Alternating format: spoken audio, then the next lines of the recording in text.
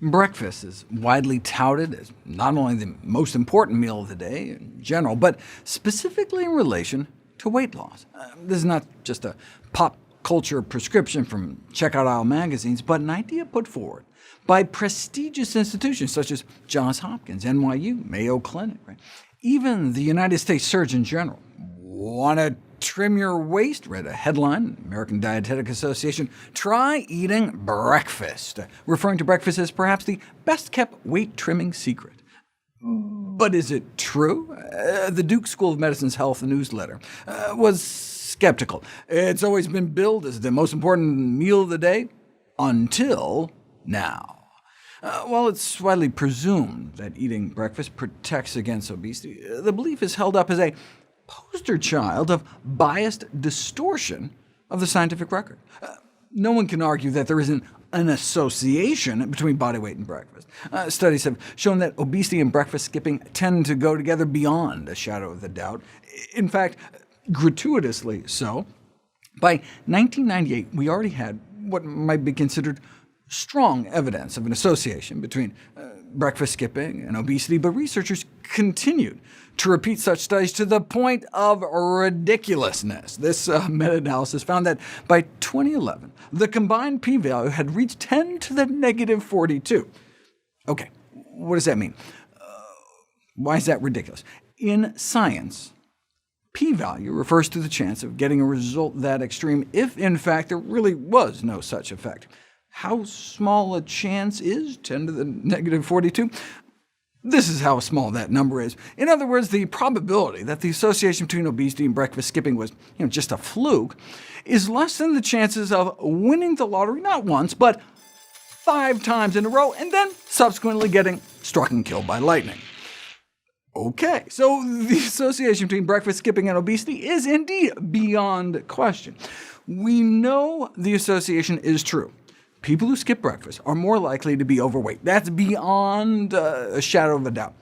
The question, though, is whether that ironclad relationship between breakfast skipping and obesity is actually cause and effect.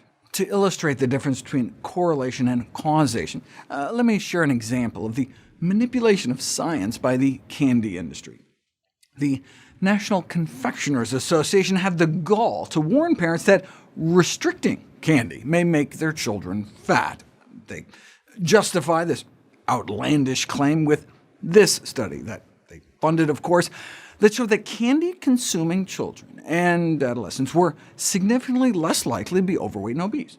The industry-funded researchers go on to imply that this exonerates candy, but what's more likely? That cutting down on candy led to obesity, or rather that obesity led to the cutting down on candy, right? In other words, the lower candy consumption may reflect the consequences of obesity, not the cause, right? As parents of obese children try to restrict treats.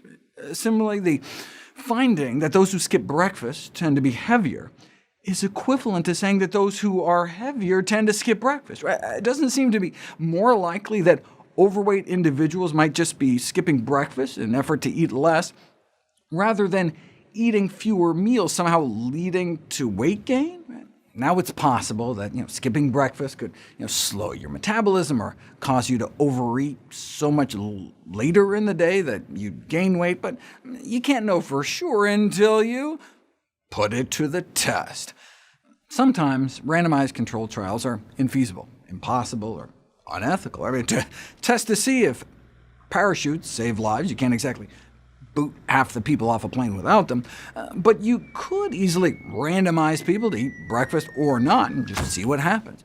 And it turns out eating breakfast does not seem to affect your metabolism rate or sufficiently suppress your appetite. Most studies, 95%, found that eating breakfast tends to lead to the same or greater caloric intake over the day.